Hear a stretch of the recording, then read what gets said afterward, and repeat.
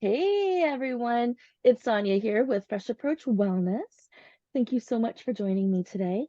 You will notice that we have another special guest with us, and that means it's a heart to heart, and the heart to heart means you can find the video component on Facebook where you can see us laughing and having fun and just bantering back and forth as we each enjoy some coffee on this Wednesday afternoon in March. So this is episode 164, and I'd love to welcome Joe. Joe, take a minute and introduce yourself, please. Hi, Sonia. Yeah, I'm Joe Pardavila. I'm a podcaster and author. My whole life in the New York City area, but currently living in Charleston, South Carolina right now. Okay, so what brought you from New York to South Carolina? Let's talk about that. Yeah, absolutely. So I'm an old school. I don't know if you remember. There was this device called the radio. It was in your car, and you would listen to it, and it would play music and news and all that stuff. So I worked for a radio station in New York called 95.5 PLJ, station that's been there for almost 50 years. Although I should say it's been there. It was there. The reason I ended up going from New York to Charleston was that in 2019, the company that owned the conglomerate that owned our radio station was not doing well financially. And so the only way they could do better financially is if they sold their radio stations. So one of them was ours. And they sold it to a Christian broadcasting company called EMF, which sounds like EMF, oh, Education Media Foundation. It's basically a Christian pop music station. So essentially, I was fired by Jesus. I had had a great career in radio in New York City. And then one day, Jesus came to town and said, bye-bye, all you people. And so I took that and transitioned into a career working in Charleston, South Carolina with a company called Advantage Forbes Books, a hybrid publisher that writes books for entrepreneurs, CEOs, business people. And 3 years ago, they brought podcasting to one of their verticals as a way to build authority for their authors. And that's where I came in and am sitting currently 3 years later. So change. All of this turned about because of change. Yeah. Yeah. So that's a lot of growth that happened between those two periods. What Mm. are some of the biggest takeaways for you? Yeah. I mean, one of the things was so when I was at that radio station, I ended up there sort of by happenstance. I was going to college and I knew I wanted to be in media. I was just a kid who just loved pop culture and TV and radio. And so I was going to school and I just had the wherewithal to like apply for internships for radio stations in New York. So I grew up in the New Jersey suburbs, about 15 miles from Midtown Manhattan. And I decided to apply for this radio station internship for one reason only. It was located at 2 Pennsylvania Plaza, which means nothing for anyone outside of New York. But for New Yorkers, know it is basically the building above Penn Station. So as a scared little kid from New Jersey, I was like, oh my God, this big bad New York City. What am I going to do? I don't even know how to take the subway. I'm just a rube in the woods, even though I grew up like in the shadow of it. It was just intimidating to me. But PLJ was one train station stop away from where I lived in New Jersey. So I ended up taking up this internship there and spend the next 24 years of my life there because I was just a scared little kid. Started as a promotion intern, worked my way up through the company to eventually becoming the executive producer and co-host of the morning show there. And it was just an amazing ride. And I just learned so much. I just grew as a human being. But, after you do something for so long, you kind of become set in your ways. And after you've been doing it for so long, you're like, will this ever end? Does it end? For someone like me, I was like, where can I go but here? You know what I mean? It's like, I feel like I've topped out and I was still barely in my, 40s. So this opportunity came along where I was like, man, I don't know if I could do the daily grind of being a morning show person anymore. If I do, it'd have to be outside of the New York City area. And there were just fewer opportunities. Without getting into the rigmarole about the landscape of terrestrial radio, there just aren't many opportunities in other markets across the country. It's one of the sad sort of realities of it. But during my time in radio, I just sort of started dabbling in podcasting, hosted a podcast called The Science of Sex, where I kind of learned sort of the differences in the way terrestrial radio and podcasting is different. A lot of the skill sets, very similar, but the delivery method and the way you communicate, there's a little more nuance to it. So luckily I had that in my back pocket, along with all the skills that I had in terms of editing and producing and writing, and made this transition into podcasting full time and helping people become podcasters. Because my main goal at my job is to take these folks who've never been behind a microphone to be on a microphone. I've produced and prepared people for podcasting who never even listened to a podcast, and now they're podcasting. So in terms of transition, it's really just evolving from what I was doing and on a daily basis to what I do now. So it's really just more of an evolution of who I am. Well, and that being said, there were some couple key points that I want to reiterate and expand on for our audience because, Mm, you are literally the third male guest that we've had on this show. And it's not that it's exclusive to women, but we all know sometimes when somebody's listening to a podcast, they're not always in their headphones. mm, Sometimes you're in a car, sometimes you're in a public space, and you catch a glimpse of it. You hear it or you see it or you get wind of it somehow. And men lean in, women lean in. It doesn't matter who is delivering the message. What I want you to take away so far today is, there were a couple of key points that Joe mentioned already. The scared little kid. We've all been there. We've all been that scared little kid. And it doesn't have to be parallel to Joe's story, but it's that fear of taking that first step or of changing course on you and directions, and you didn't see it coming. Or maybe you manifested it and forgot and got so busy playing that it came true sooner than sooner than you expected, bigger and brighter than you ever expected. But it almost seems like, wow. But mm. here's the magic that I want to talk about. As part of that transition from where you were to where you are now, it started off with a scared little kid not knowing which way to go, what to do. And again, we've all been there, even if the only visual you can have is if when you're in high school and you're trying to pick your courses. Like, Mm, really, every scared little kid should be thinking of having to make a decision of what they want to be when they grow up, when they're a teenager, not even a mm. quarter of their life lived. And they're expected to set that expectation in society, right? Or maybe pick their life partner. Wrong. Like, wrong. Or their one and only career path. Wrong. So I'm only saying wrong because it's not a transaction that starts here and you jump and it lands here. Mm. This is a whole bunch of baby steps. And some of those baby steps are lateral, some of them are vertical, some of them are forward, some of them are backwards, some of them have their own pattern of their own. So share with us. And before I go there, baby steps done day in and day out with the intention of making an improvement towards that life that you're trying to live. You might not even realize what it is or what you're doing. Mm. But you just keep on taking the action, and suddenly, one day, something changes. Yeah. So tell us about some of the baby steps, if you can remember in any area of Yeah. your life where you had to start as being that scared little kid and how you transitioned from there. Yeah.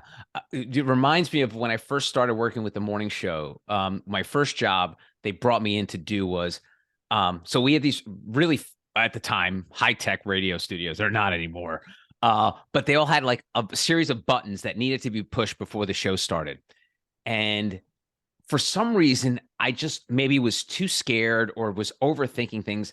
I would always screw it up. I would get the wrong button wrong. I would forget to punch one thing in, and then all of a sudden there'd be dead air on the air, and people start yelling and screaming, and I kept doing it over and over again. But one day, I sort of had that risky business moment. You know, in the movie Risky Business, where they say sometimes you just gotta say "F it." Yep. I had that moment where I was like, "F it," like if I can't do this, I'm not meant to be here. And all of it went away. And I know it seems very simple the way I did it, but it was very stressful. And just coming to that decision was hard. And, trying to tell the story now makes it seem like, oh, this guy just flipped a switch and he's fine. He's like, no, I had to get there to that moment where I said, F it. I just got to do this. And from that moment on, it sort of just snowballed and I just got better at it and became more comfortable. So that's one of those initial ones that I'll never forget, like that I have to F it moment, because I think we all have to do that, because we all get in our own head. We all overanalyze things. I still do it, But every once in a while, that kid who's making the mistakes, pushing the wrong buttons, just eventually has to just say either F it, or someone's going to say, get the F out. Mhm. And I was able to make that move on my own without having kind of any kind of exterior pressures, any more exterior pressures put upon me that I was already putting on myself.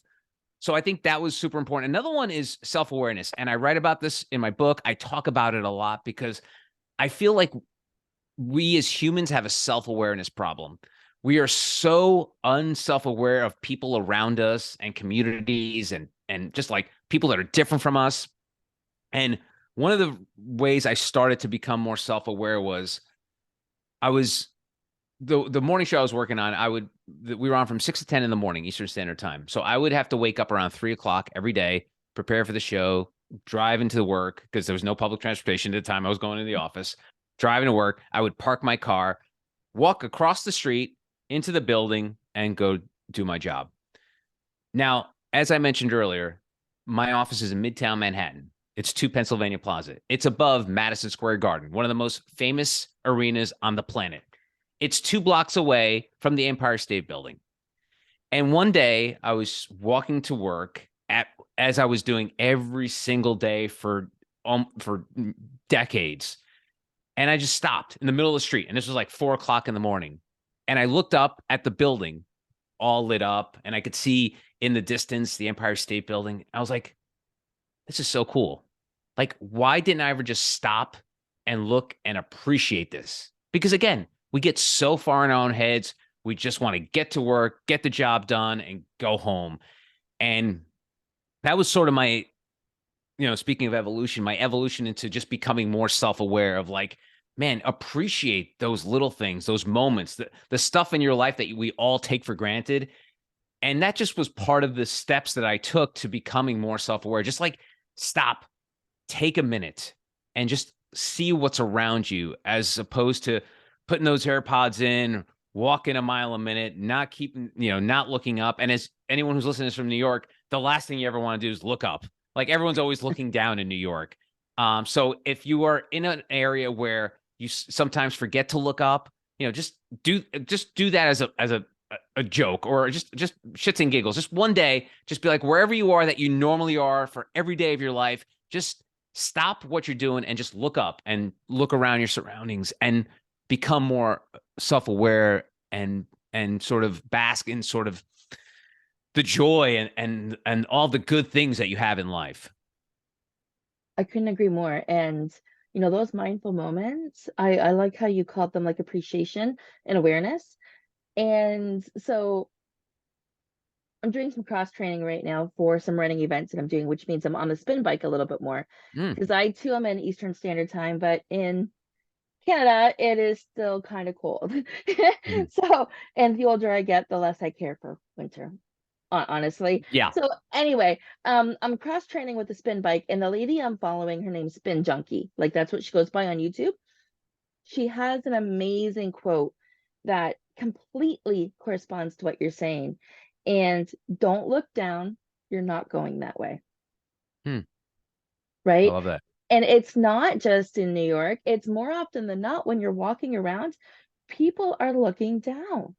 Mm, They don't look out, they don't look up, they don't stop and admire. They are literally looking down. And I notice this when I'm out running in the mornings. I notice this when I'm taking the dogs for a walk.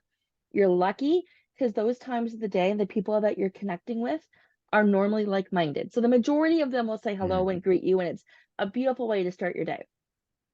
But more often than not, you're right. They have their earbuds in, they don't do small talk, and they absolutely don't even look where they're going. And so, how much of this life are they missing? mm. Yeah. Right? Like the ethic component is huge because the people that are looking down are the people that are overthinking. They're not Hmm. appreciating, they're not in gratitude, they're not in the present. Simple. If they were, they would see the butterflies and they would notice the numerology and the colors and the energies that are surrounding them, or even the messages, right? But the people that are looking down are stuck in anxiety or depression. They're either worried about perfecting something that they done in the past and that they wish they could have done it better or changed the conversation or what have you, or worrying about what's coming up in the future. Mm. And that's the epic component, because it doesn't matter what you're trying to manifest. If you can put that thought out there and spend that time into fun and joyful activities, whatever they may be, and that is noticing the beauty that's right in front of you. That's the easiest way, is to tap into gratitude. The Mm. stars Yeah. in New And York. doing that also, Sonia, opens you up, because it's almost like it's like that quote, don't look down, look up, because it's like if you look up and you open yourself up to people, like, I'm a connection creature. Like I'm the obnoxious person who says hi to strangers while I'm walking my Yes. dog. Like that's just the way I am. And I know not everyone's like that, but I feel like sometimes people use an introverted nature as an excuse to like, hey, listen, I'm introverted. I'm not going to be the type A personality. But I always say introverted people are the best communicators, because they're more likely to listen than to talk. Because a lot of days, the problem with people communicating and having conversations is they're really more worried about having to hear their own voice and hear the other person. So if you open yourself up and you let people in, and obviously this goes without saying, if you lived in a toxic culture or you've had a rough life, I get it's not easy. I'm lucky. I'm very fortunate that I had a great upbringing, and I'm very fortunate to what I have in my life today. But if you open up and give yourself the opportunity to connect with people, listen to what they're saying. You don't have to be the funniest person, the wittiest person, the loudest person in the room, but as long as you're willing to give people the opportunity to tell their story, share who they are, then that's how you can create connections without you having to be super clever or funny or outgoing. Just listen. And what we've been talking about, stay present, be aware. That's what people want. People want to be surrounded by people like that. Well, absolutely. 100% absolutely. And I would love to challenge the audio and the visual listeners to go back to the very beginning and listen to the difference of Joe's passion. So when you're listening to somebody with intent and curiosity, you're able to probe them to talk about what's really important to them. So we started talking generally, but did you hear his passion when he just started talking about using your voice and communicating? It was huge. And why that is so important is, again, it didn't start there. You can take baby steps every single day to get to the point where you're comfortable, but what a difference it makes. You Mm, glow from the inside. You can naturally attract other people to share their bright light because they're safe around you. And mm, why they're safe around you is because your energy is putting that out there. Because you go from looking at the ground to looking them in the eye. You go from having your shoulders hunched over to having your shoulders back and your chest up.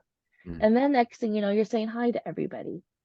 So I want you to really go back and notice the difference in the energy level. When you tap into somebody and their energy shows up, they are trusting you with it. And that is confidence. That is a different level altogether. Now you can continue to get them to talk about things that they're completely passionate about, and that's going to light you up more and more and more. And Yeah. yeah, yeah, We are, we, I think, all have a hunger for that. Like we all want to be surrounded people, but sometimes it's hard. And I know life is hard, but if you will not get to that point if you don't open yourself up, like, because you never will. Like if you don't you'll never meet those people. You'll be more likely to run into like the energy suckers, or, I'm sure there's all sorts of psychological terms for people like that, but people that bring you down. It's going to happen. But if you're more likely to be open, you're going to open yourself to people like you who want to learn about you, learn new ideas, not have to be in the same tribe to understand what they're thinking. It's just, it's, and it's something it's easier for some, harder for others. And I totally get that. But I think as long as you make the effort, and I think that's when it comes to, there's a lot to be said about self improvement. But I think if you just give an effort in anything you do, whether it's personal improvement, mental improvement, physical improvement, if you make that effort, it shines a light on you that sort of beams to other people. mhm. Yeah, your vibrations shift altogether Mm, when you start doing that, because you go from being afraid, you go from having the idea. So you go from not having the time because all you're doing is working so hard and putting meat on the table and food on the table and clothes and a roof over your head. So you go from that scarcity mindset to the creative. You start thinking about things that bring you joy. And then you take action in those areas that bring you joy. And they can be anything from conversations to colors to things that you're doing to books that you're reading. It doesn't have to be integrating the exact same way. And this is how change happens. So change happens in that creative space. And for those that are familiar, this is your root, your sacral chakra. Hmm. And then your confidence lifts. The more creative you are, the more your confidence lifts. And now you're heading into your solar plexus.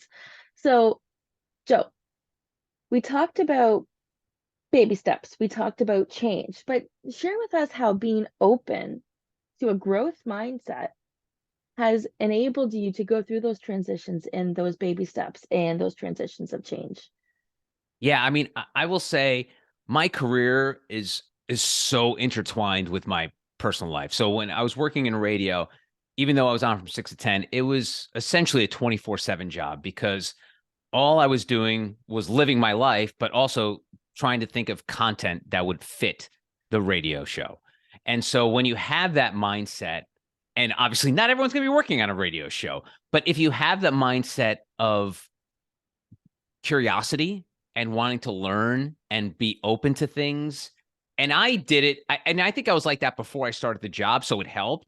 But just the job sort of just blew that out to just, I'm just curious about everything. I just want to know what's going on in the world. I mean, nothing changed my life more than Twitter. And even though people say Twitter's a cesspool, I always say Twitter is basically what you make of it. You know, if you follow horrible people, you're going to think Twitter's horrible. But I don't do that. I follow people that I enjoy following, news that I want to keep on top of. I'm a football and baseball fan, so I'll follow those things. But I'm a movie fan, so I'll follow movie things. But that just all comes back to the fact, like, I'm just curious. I want to know what's happening in the world. And when I was a kid, Gen Xer growing up, the only way you could do that was with books and newspapers, and then maybe like an entertainment show that was on at 7 p.m. Oh, I got one for you. My dad made me read encyclopedias to get the Oh, answers. Did you remember these encyclopedias? absolutely. You know, Yeah. because it wasn't Google the answer, it was look it up in the encyclopedia all the time. Like I Yeah. can't even tell you if he knew the answer or if that was just his default safety Yeah. response. Yeah. Yeah. No, me and my brother were the nerds, the little kid that you would see in a movie reading the newspaper. Like that was me and my brother as like 10 years old because we wanted to see what the Mets did the night before, you know, a recap of the Jets games. So I just always had that. And I think having that sort of curiosity streak about me sort of fueled my career and sort of fueled what I do today because, and I know you've probably discussed this a lot on your show, is imposter syndrome. So when I went from working in radio where I was interviewing singers, actors, entertainers, people in the news, to then now where I work today, where I'm interviewing CEOs, entrepreneurs, and business people, I had this imposter syndrome come over and be like, what the hell am I going to say to someone who started a SaaS company? What's a SaaS company? You know, software as a service, As a by the way. service. Yes, I know. Yeah. But just in case anyone know, because I didn't know what it was. And so And I it's was, actually been around a lot longer than SaaS, just so you yeah, know. oh, It's I'm sure of it. my first corporate job selling software and hardware and Microsoft licenses when I was in my 20s, literally when it came out, was Yeah. SaaS at the time, right? But it wasn't labeled SaaS. So Right. here's how change is different. But if Yeah. I were to write SaaS 30 years on my resume, they'd think I'm full of shit. I was doing That's it funny. before SaaS was cool, but Yeah. Yeah. yeah. No, people love their acronyms now. So yeah, Oh, absolutely. So I was going through that, you know, so-called imposter syndrome. Like, what am I going to say to these people? I don't know. I don't have an MBA. I didn't go to business school. I wasn't one of these people that read the Wall Street Journal. Like I had a working knowledge of business. You know, I knew about Bill Gates and I knew about Steve Jobs, but I didn't know about everyone else. And as I started doing it, I realized immediately, like almost immediately, I'm like, it's all the same shit. I apologize for using that word, but it's no, it's all okay. the same shit. It's Yep. people who want to tell their story. So if you're someone like me whose main job is to get people to tell their story, I just have to be the avatar for whoever's listening. I'm there asking the questions that whoever's listening right now would ask. So it doesn't necessarily mean that I have to be an expert in any of these things, but being curious about this person and what they do it was all the same. I was doing exactly the same thing. And I was doing the same kind of preparation and being prepared and writing questions and thinking of things in advance, preparing myself to be excellent at that moment. And at the end of the day, I realized it's all the same shit. It's just people. It's all It, people. okay, and how many other times in our life? So again, imposter syndrome has been around the last 5 years, maybe. And for those that are catching this sometime, this Yeah. episode is being recorded March 22nd, 2023. It's going to be aired about 6 to 8 weeks down the road. So what we're talking June, July, if you can believe that. I think Well, I'm just summer. throwing it out there. Yeah. Summer. Okay, it's talking to a Leo baby here. I can hardly wait. I am the older I get, and I'll be 50 in July. So the older I get, more painful emotionally, physically, and draining that winter is, Mm, that I'm starting to appreciate why people go away. I just miss the sun so much. But anyways, that's a sidebar, complete yeah. sidebar. What I'm getting at here is syndrome has been around a lot longer than 5 years. Mm, Again, you had mentioned this, and this is the way, this is the results, guys, of me being intuitive with these interviews. Joe had no idea what we were talking about. I had no idea what we were talking about. It started off as the introduction, led to me being curious and asking a few questions. And now we're about to talk about imposter syndrome from a holistic perspective. mm.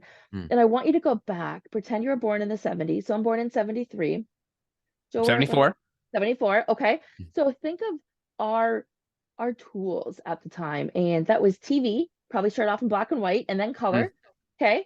We watch what our parents watch or cartoons. There wasn't a lot much more than that. Those were the mm-mm. two extremes. And Yep. maybe what our grandparents watched if we were homesick and we had to watch Wheel of Fortune. Mhm. Okay. Or You Love should Boat. also mention that TV only had 4 channels. Right. And rabbit ears. Yeah, yeah, yeah. Okay. So you got the TV, and then alternative to that, you actually had magazines. Mm, Teen magazine, Vogue magazines, the handsome or gorgeous TV stars in the teenage magazines that we got to see. But that was where imposter syndrome started, because this was the only information that we were able to see. This was the only information we were able to hear, like through the music and through the lyrics, Tiffany, things like that. Tiffany, like I can't believe Tiffany, but that's a sidebar song. right. Actually, I'm going to go there for 2 seconds because I know we're in a culture where everybody's going to get this, where families are intermingled, Mhm. right? So the song Tiffany, I think we're alone now. Alone now. There doesn't seem to be anyone You want around. around. Yep. So I sang this to my husband the other day. I'm like, can you believe this? I feel like this is our theme song. Let's go. We got 5 minutes. Like we got a 31-year-old and a 21-year-old, and we never have Wow. time alone. Like just living in the house. We have 5 between us. Um, but the point is, our influences were these people, radio, music, the same people that we are buying in billboard or in tabloids, magazines. And this is where imposter syndrome started for most of us, because this is the standards. We need to look like Cameron Diaz at that age, or Tiffany Amber, or the whole cast of 90210, Mm, or there was no in between because there were fewer choices, mhm.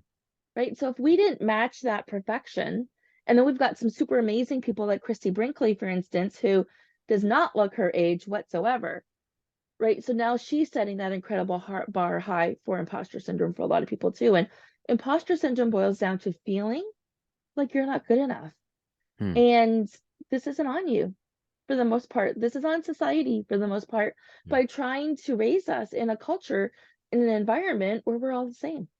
mm. So I will how say, to addendum to that, I spoke to Tony Robbins once about this, and he thinks imposter syndrome's bullshit. He thinks imposter syndrome is basically another word for fear. It's Mhm. and it really, I mean, it. I think there is a case to be said about imposter syndrome, but in essence, really, it's all about fear. It's That's all all it just is. about being scared. Yeah. Yeah. Because we're not taught, we're not because we're not taught, because we're not the path isn't paved for us, because we have to have the courage to be curious, to take those baby steps every day if we want change. It's so uncomfortable. Hmm. And that's the fear, Yeah. right? It's not what anybody else has done before for the majority of us. in so many different ways, whether it's stepping out as an entrepreneur, whether it's following your bliss as in a job, whether it's going from entrepreneurism to a job. You're getting judged from these different areas, whether you're being married to divorce. There's which with judgment comes higher level of imposter syndrome. Hmm. Because you take it personally. Yeah, absolutely. You're And human. also we fall into the comparison trap. Like, Yes. why does that person have this and I don't? Or why does that person seem happy but I'm not? We have the same job. We have the same life. Why is he happier than me? And that comparison trap is a dangerous game. And like you mentioned, media has a lot to do with it because all of a sudden we have something to compare to. In olden times, it was like you compared yourself to the 6 other people in your town. Yep. Now you compare yourself to the 6 billion people on the planet. Yeah. And you know, the smaller the town, the more bigger you wanted to get out of it, Mm, because it was quick and easy to compare yourself to those 6 people, and you wanted more, yeah. right? But that was all unknown. So we talked about some amazing things today. We talked about being open. We talked about self-awareness. We talked about appreciation. We talked about effort. Mhm. We talked about, taking baby steps and getting started. And then how your career intertwined with your personal life. And I think this is a very, very, very big one, because I believe it happens to more people than what we realize. Mm. And then at the end of the day, imposter syndrome. Before I summarize everything and go over the couple last questions I have for you, would you like to add anything? Uh, I will say, well, first, thank you for giving me the opportunity to talk about this because usually I'm on the other side asking questions. So I always appreciate when someone has me on their podcast because I know the stresses and all the stuff that comes along with it. So thank you for that. But yeah, I mean, I will say, Sonia, is we all have to strive to be better. And when when people say like no one changes, I'm like, yeah, it's possible that's true that nobody really changes, but I think we can become better. So if you have trouble with your diet or you have trouble with your relationships, think of it of like just trying to improve and tying it into baby steps is, this improvement doesn't have to happen overnight. It's just baby steps of improving yourself, becoming a better version of yourself. So the whole thing, if people says, oh, leopard can't change his stripes and all that stuff, maybe that's true. But I think if you want to just improve yourself and become a better version of you, you can do that. You just have to be intentional about it, be self-aware, and take those baby steps. Yeah. And keep in mind, you cannot control the stripes of a tiger if Yeah. you're not the tiger, right? Yeah. You can control your own stripes and the way you respond to things, but if you're in an environment where that doesn't work for you, it makes you feel small, it makes you feel little, you don't use your voice, you are sick, you're not happy, you're depressed, you don't have to sit there. You don't have to stay there. And we're definitely not encouraging that you stay there just and accept that. Mm. At this level, we're saying tap in with yourself. Mm-hmm. How is this response making you work and feel? Because your body's going to tell you everything that you need to do, Mm. and lean Yeah. into that. Like, not every job is perfect for every person. And if we were meant to change, we would not meant to have evolved. So I Mm. sure hope you're not the same person as your 18-year-old self, right? God, no. Yeah. Yeah. I mean, I think of all of the things I've done, all of the lessons I've learned. And I was speaking to our 31-year-old today, and we had this conversation about how I totally believe synchronicity. It's all landed and worked out the way I wanted to. But do you really think when I was going through either one of my divorces with 3 young children with me, that I thought it would have been for a reason at that time? Mm. No, it's survival at that time. Yeah. It's this isn't working for one reason or another, and the story doesn't matter right now. But when you're going through it, it's hard. You're taking those baby steps and you don't even realize what you're doing until you make it through the other side and you realize how beautiful of an experience it was because of what it taught you. And Yeah. when you can be thankful for every lesson, that changes your belief in yourself, that minimizes imposter syndrome because it increases confidence, and then it makes it easier to continue with those baby steps. Yeah. I love that. And also, one of the misnomers that we hear a lot about today is the phrase survive and thrive. No, you can't do those. You have to survive then thrive. Because Yes. it's really hard to, if you're floating in the middle of the ocean, you're just looking to survive. And then once you get to the beach, then you can be your best self. So I think people sometimes put that together, like, yeah, survive and thrive. Like, no, get No. through it and then do the work to make yourself better. Yeah, and getting through it is not an overnight success. No. It can take 9 months, it can take 9 years. It's not up to you. Because Mm-mm. one thought that crosses your path that is not in alignment is going to bring you back a couple of steps. And that takes work when you are surviving, right? And so many of us are surviving right now. We've had changes, we've had evolutions, we've had highs, we've had lows. And as a community, many of us are still trying to find our footing. Mm-hmm. There's very few people that life hasn't been interrupted in the last couple of years, Of course. Yeah. right? Mm-hmm. I can tell you, my husband, his work stayed, everything stayed the same for him. Nothing's changed.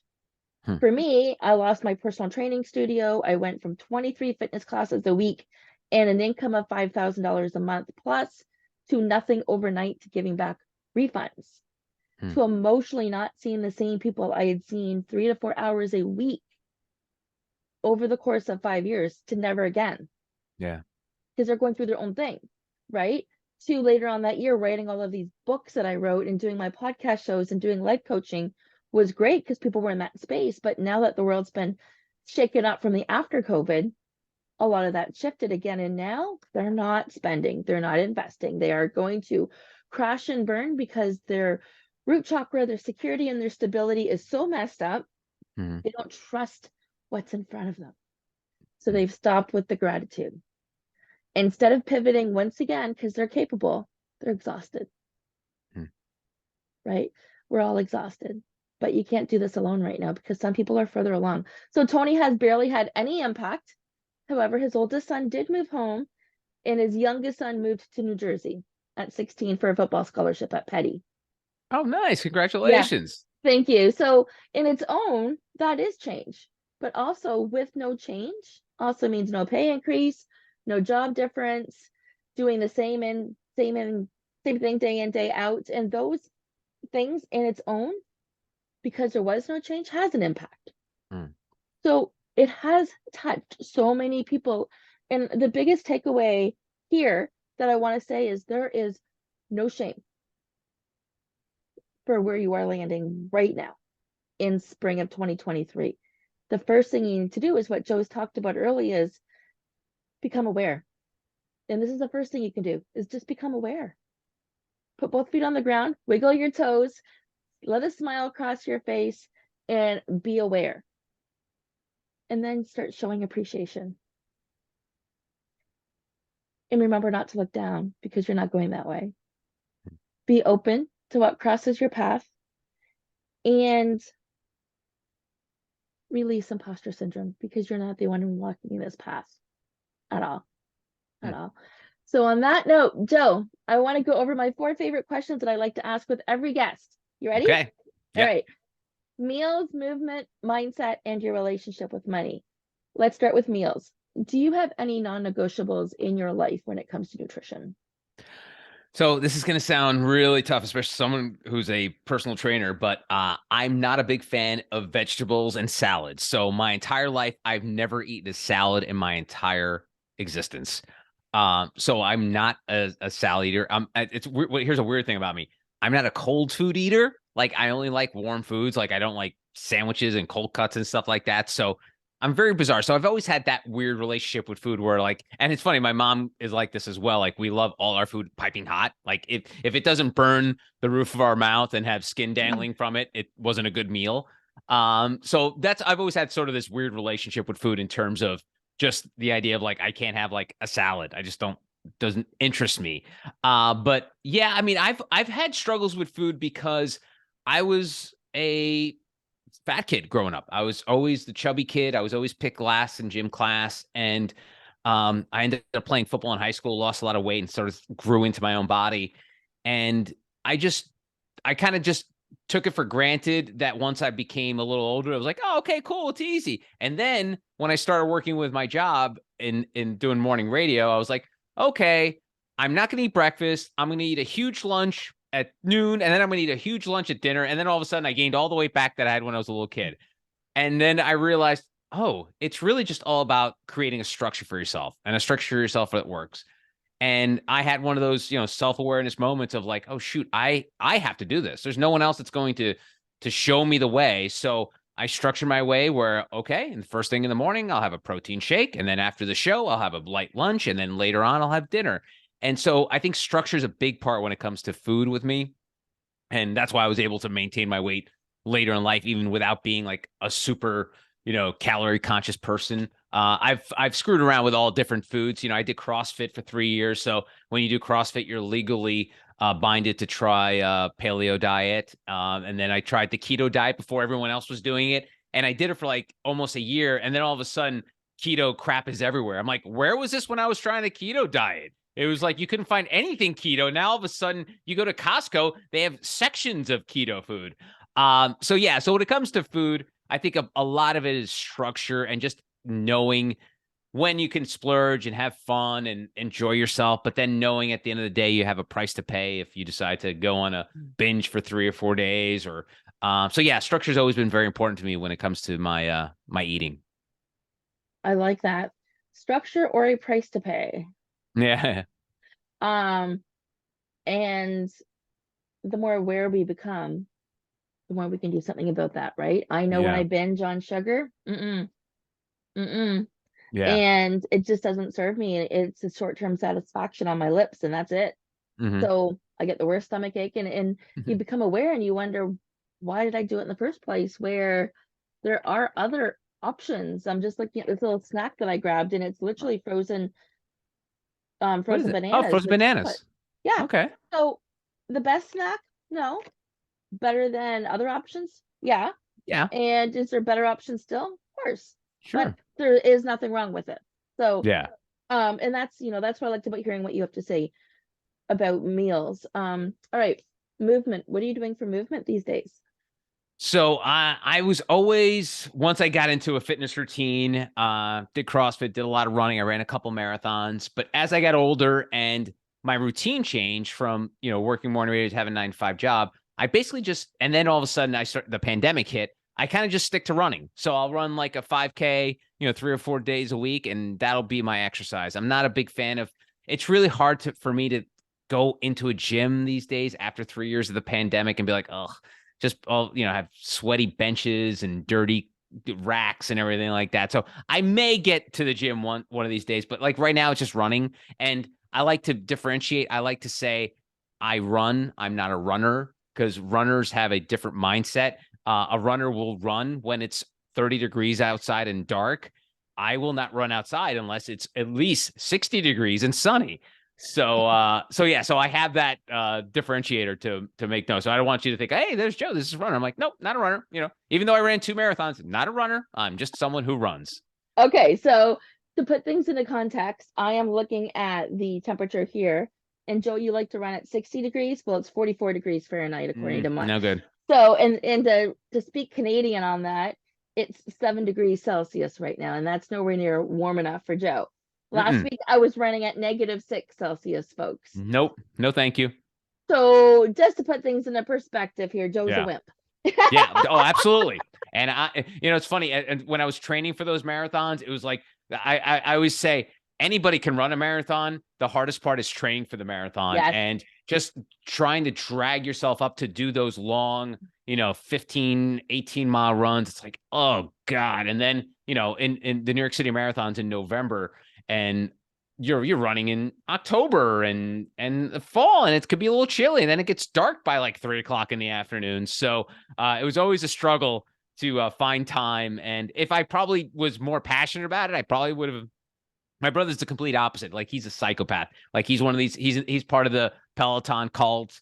Does a bike. He runs every day. He just ran the New York City Half Marathon and ran the New York City Marathon this year. So we're a little different in that. But he's a bit more obsessive than I am. It's really hard for me to get like obsessed or addicted to anything. I just don't have the personality for it. Well, that's a good place to be because I can tell you when I was teaching those fitness classes that led to bilateral Achilles tendinopathy. Because on Mm. top of doing that, I was running quite a bit. I spent 4 years in physio. Oh, geez. So I am back at the beginning. So the mindset of somebody who's capable having to write a program as if I've never run before to get both my lungs, because I do have asthma, and you can't just jump in overnight with such a Right. cardio activity. For those that are listening and you're not runners, we're Hmm. not saying you can't do it. You just Yeah. can't jump in and all of a sudden run a 5 and expect not to have any kind of repercussions, right? Yeah. And then I also have both of my ankles that I need to nurture carefully as I am running. So I signed up for a 5 and a 10, and in most likelihood, both of those would have been run by the time this gets aired. Oh, So right. All right. yeah, it'll be interesting to follow back. So what I'd like to say, Joe, in the meantime, when you do your post about this, you should start hashtagging every time you go for a run, hashtag run with Sonia. And we're going to Okay. build a community. And I know some of my other listeners are doing this as well. And they're getting used to the fact that it doesn't matter if it's a 5K, a 2K, a walk, run with Sonia. And you guys are supporting me on my runs for that training when I don't want to. Because I am have gone from being out of commission to back into commission, it means cross training. It means yoga days. It means Mm. Pilates days. It means being on the bike to condition the rest of my body, just as important as run days, right? Yeah. Like, so not that I'm at the level of your brother, but I'm a little bit further than you in terms, like, I'm kind of in the middle. Yeah. And I understand everything that you're saying there. Like, when it becomes an addiction, you can't stop. And I No. love that feeling when it comes to running and working out. Oh, I love yeah. the I love the It, energy. I it's love a the great self. feeling. All those like endorphins Oh, and it's a high. serotonins that fill it. It's amazing. But I will say, in terms of movement, if folks who don't want to do any running or anything like that, I would say just get a dog because I bought my wife and I got a dachshund almost 2 years ago, and he's a tiny little thing, wiener dog. And I remember when we got him from the person who sold it to us, I said, so what's his walking habits like? What do I need? He goes, oh, he's good for like a good 10-minute walk a day. I'm like, oh, okay, cool. Bullshit. This guy will go for hour and a half walks with his tiny little legs twice a day.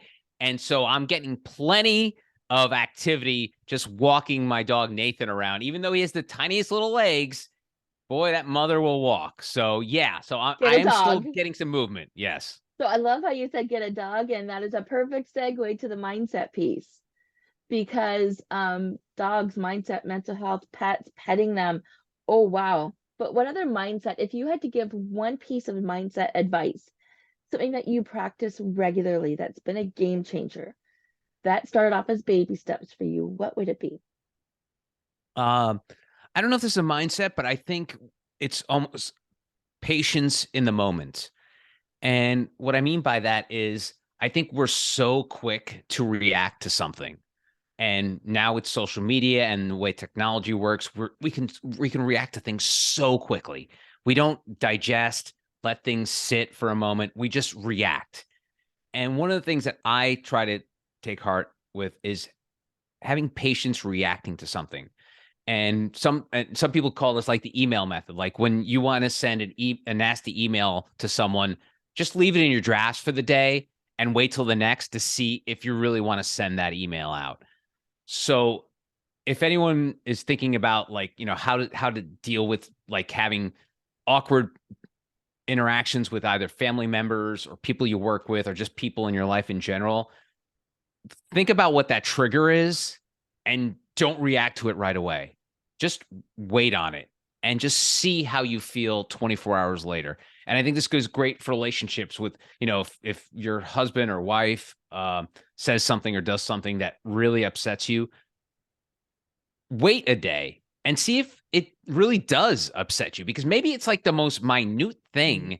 And then all of a sudden, a day later, like, what was that all about? Like there's some times where at work I'll be like really annoyed about something and I want to make a big fuss about it. And then I'll be like, all right, I'll table that till tomorrow. And then the next day I'm like, what was that? I wasn't, it's not even that big a deal. Well, who cares? I have to Um, interject on that because I have something here that you're gonna appreciate. So this is like a jar, okay? okay. And like I just keep my pencil crayons and colors and pens and that in there. But can you read this sticky note right here? 5 year, 5 minute problem. Is it a 5 year problem or a 5 minute problem? If it's Hmm. a 5 minute problem, it won't be around in 5 years. Hmm. I love that. And then Yeah. that tells me where to put my energy. Yeah. No, it's great. Yeah.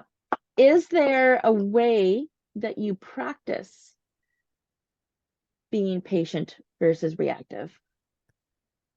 I think it goes back to baby steps. I think it's just one of those things where you just have to, and I think this has to do a lot with my self-awareness.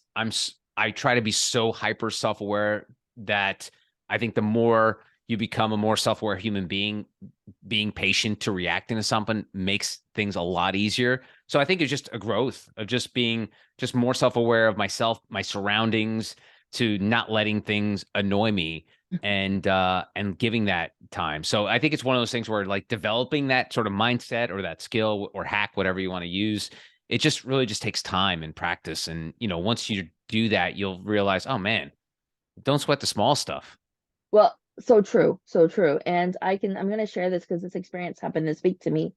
While I was doing meditation, I was interrupted by my daughter, my youngest, and she interrupted me last week and I said something and she interrupted me again today or this week and she said, "Mom, you are so calm. You don't look like you even care." And I didn't. Mm, It really had nothing to do with me. I was in a completely different space. And for me, meditation after 3 years has put me in this place on autopilot without even thinking of it. I didn't know this was my reaction. So when that's you awesome. practice, right? When you practice whatever it is, don't give up because it's leading somewhere. And you might not see it until all of a sudden it's like, okay, this isn't my problem. Yeah. Yeah. And that's on my to-do list. I'm jealous of you because I've read so many books about meditation. I have meditation apps on my phone. I've already talked about how structure is so important to me. I just have not been able to fit that into my structure. I blame my dog a lot for it because first thing in the morning where people would like to Yeah. meditate before they get their day going, I've got this 15-pound being like licking my face saying he needs to go outside. So I have to work on that as a person to find the time to do that because I really, really want to do that. I have like the meditation beanbag chair. Vishen Lakiani from Mind Valley sent it to me. I'm like, I'm gonna use that one of these days, and I'm like, no, I just can't ever figure it out. But I definitely do. Like I have the Headspace app, I have the Mind Valley app on my phone. I just don't Calm, know when calm. to do It's it. a Calm calm. app. I've tried that too, and I've deleted it just because I just can't get to it. I'm telling you, it's one of the things. Like I said, we all have to try to improve Yes. ourselves, and that's one of the things. One of the areas I definitely want to improve upon. And it's funny because 2 weeks ago, after everybody was on holidays and I was working and I wasn't on holidays, and yet I wasn't able to do my practice, my meditation practice. I flipped right Mm, out on the Saturday and I wasn't calm and I lost my shit and nobody listened to me. And I was like, well, first of all, I told you while I was tired. I yeah. made it clear I was wiped right out and I was tired. So that's on you for not picking up on that because I communicated. But then for me to snap should be something else because I don't normally snap. So I didn't have the space to set up. I said, you want to make sure nobody bothers my meditation anymore because you don't know when you start realizing you act a certain way or you don't act a certain way based on the way you keep yourself calm, it's a game Mm, changer. It's like yeah. going for daily W's outside. I have two of them in here, so I can't spell the word, but Yeah. it's a game changer, right? Especially through nature. Yeah. Um, okay. So where has your relationship with money changed over the years or how? Yeah, so money's always been an issue with me. I'm a son of immigrants, so the idea of money and talking about money has always been super awkward. I have clients now who I work with, and they'll say, "Hey, how much does this cost, and how much does this renewal thing?" And I'm like, "I don't want to know about it."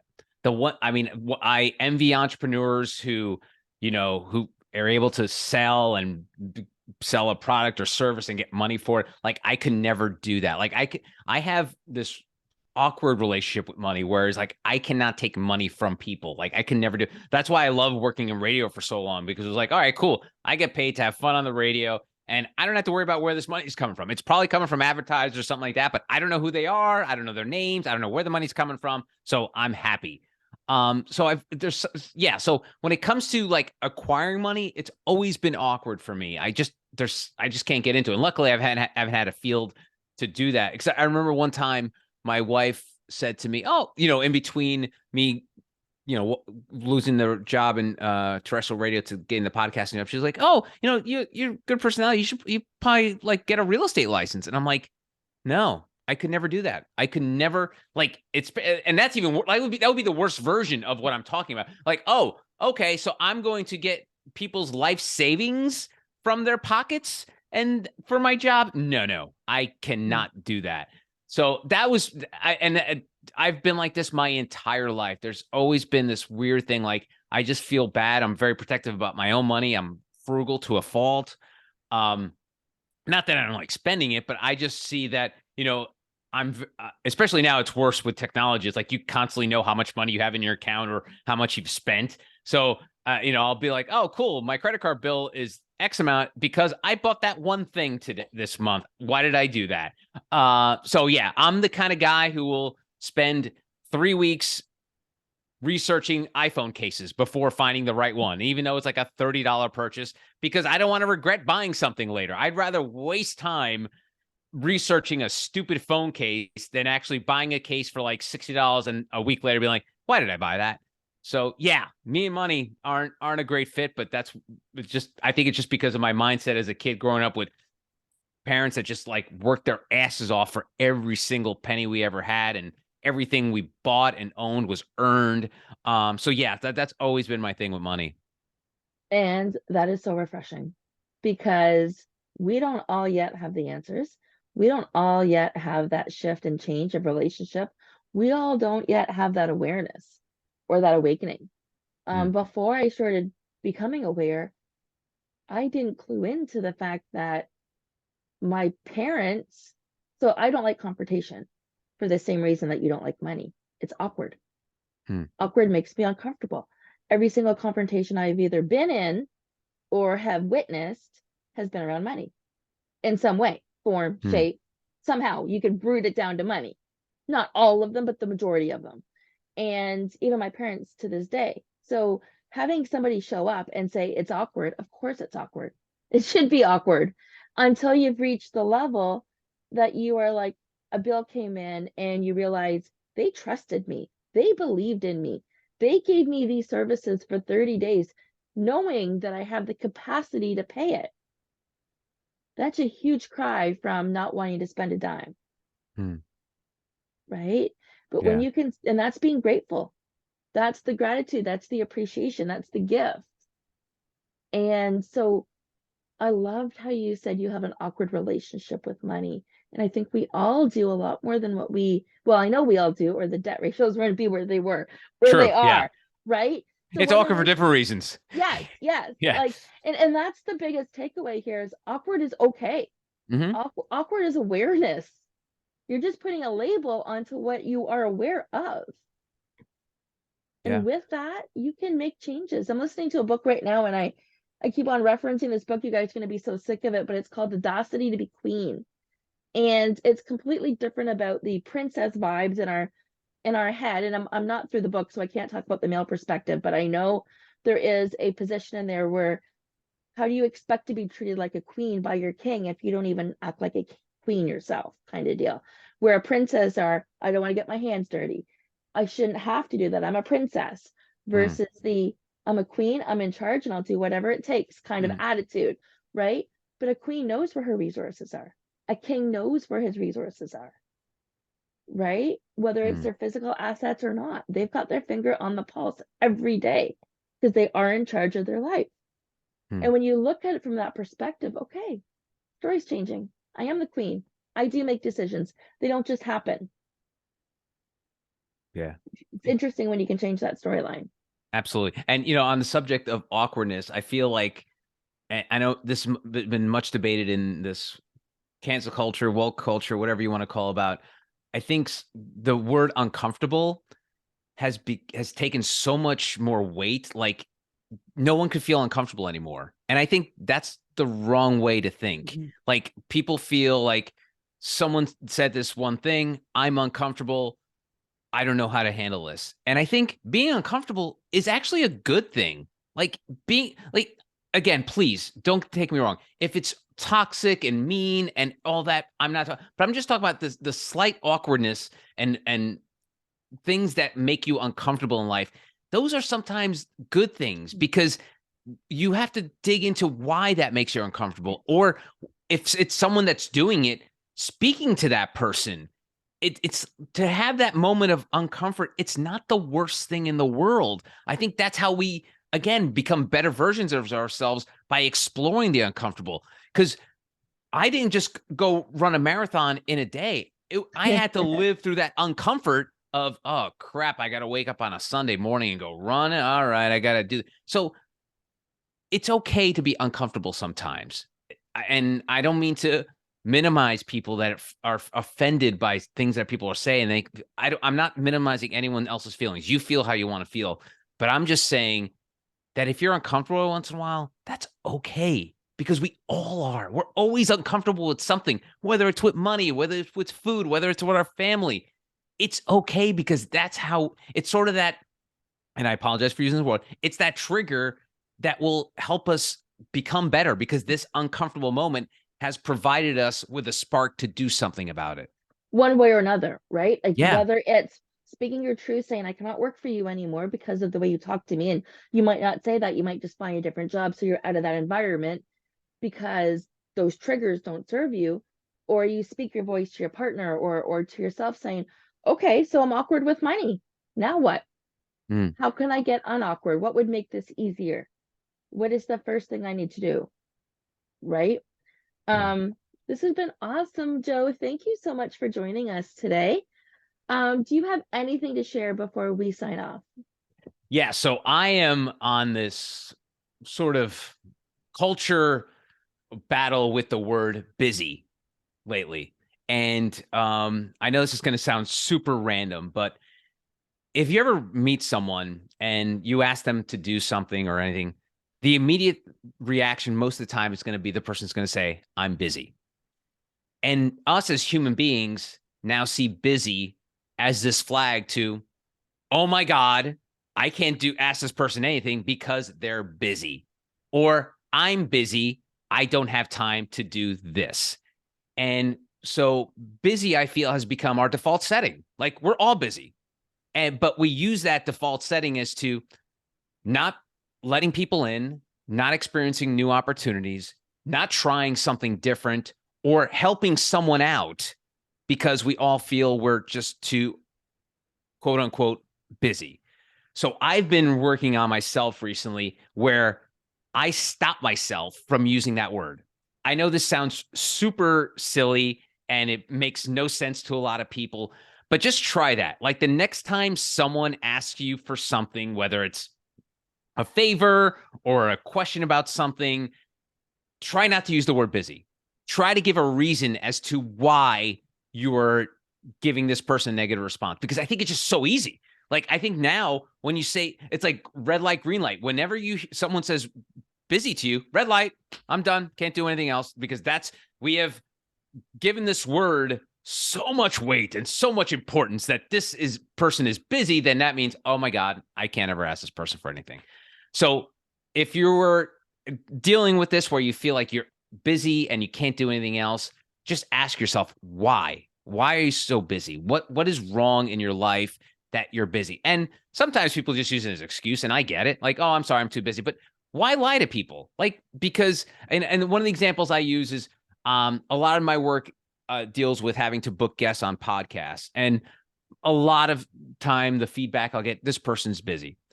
And I'm like, okay, great. Let's reverse this. Let's say I'm Joe Rogan and I'd like you to be on my podcast for 3 hours to speak to my audience of 40 million people. Are you still too busy? No. So if you come back to me and say, hey, listen, I'm sorry, I don't think that's a fit for my podcast. Great. And I think just being more transparent and being more honest with people, I think it's just a better way to live as opposed to just this throwing out this blanket 4-letter word that has become like gold. It's become this statute of like, okay, busy, can't do anything else. So if anyone to take away from this, it's just like, do it as a practice. Just like try not to use the word busy for a week and see what you can come up with to replace that word and give people context as to why you make a decision or do things or decide not to do things and try to avoid using that and see what happens. And I think that's fantastic because giving context is not necessarily an explanation or an excuse. You're No. literally just expanding on your rationale, and they're going to understand with a lot more appreciation. So I've replaced busy as much as I can subconsciously. I did write a chapter in a book about this about 3 years ago now, 2 years ago now, and it said busy but balanced.